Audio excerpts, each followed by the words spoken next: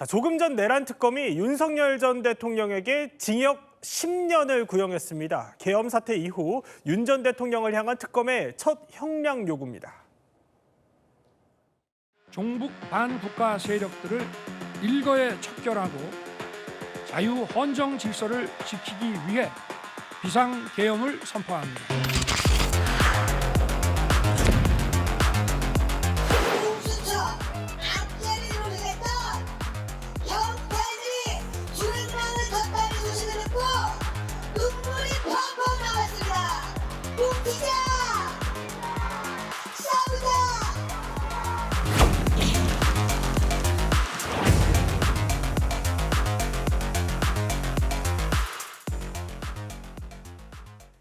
윤 전 대통령을 향한 내란 특검의 첫 구형입니다. 그 결과 징역 10년이 일단 구형이 됐는데 이경민 변호사, 이건 어떤 의미를 담은 구형량입니까?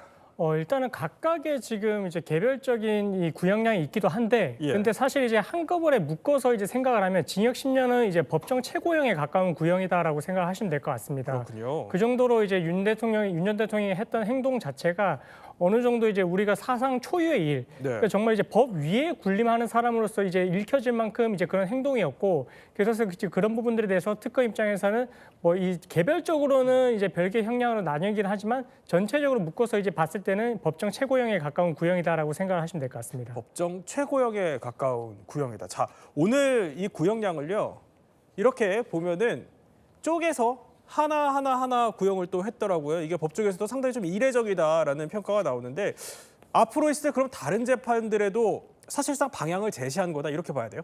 그렇습니다. 이게 좀 이례적이라는 이유가 이 경합범 같은 경우에도 한꺼번에 합쳐서 보통 구형을 하거든요.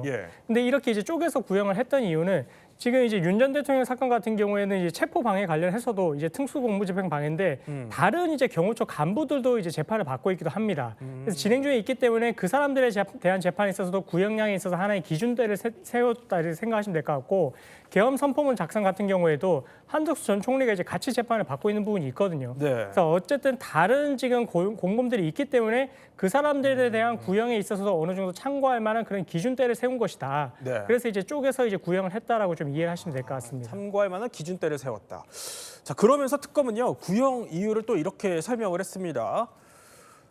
자, 국민들에게 상처를 줬는데 반성 혹은 또 사죄하는 게 없었다라는 겁니다. 그러니까 이걸 다시 좀 풀어서 얘기를 하면은 윤 전 대통령이 수사나 그 재판에서 조금 더 성의 있게 임했다면은 이제 법정 최고형이라고 했으니까 특검이 생각한 그 구형량이 조금은 좀 달랐을 수 있다, 이런 의미일까요?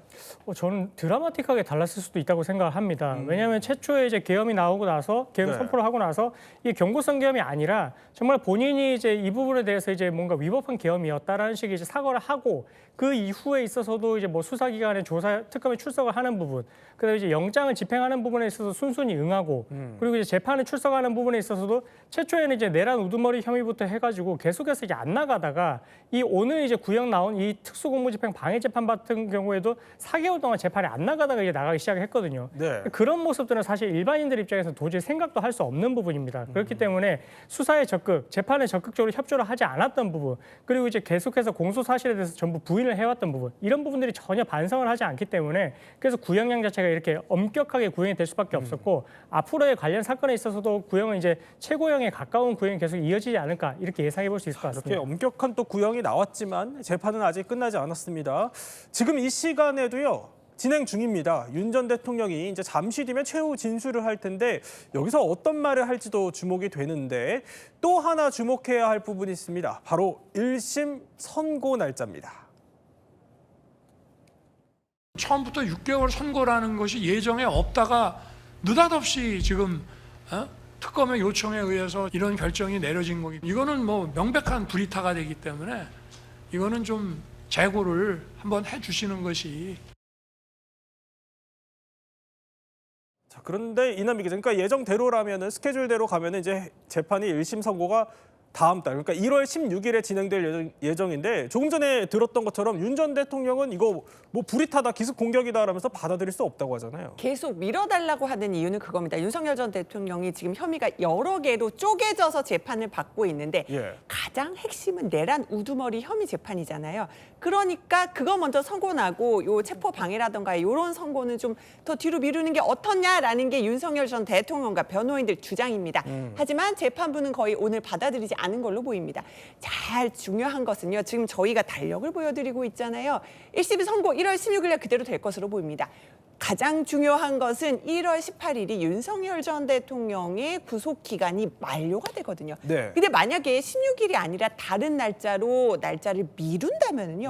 윤석열 전 대통령이 다시 풀려났다가 또 집행을 해야 되는 상황이 벌어지는데 네. 안 그래도 주경 판사 지난번에 풀어줬을 때도 굉장히 뭐 사회적으로 논란들이 그렇죠. 네. 많았었잖아요. 그러니까 지금 받아들이지 않은 것으로 보입니다. 그러면은 법조계에서도 받아들여질 가능성이 좀 적다 이렇게 보세요?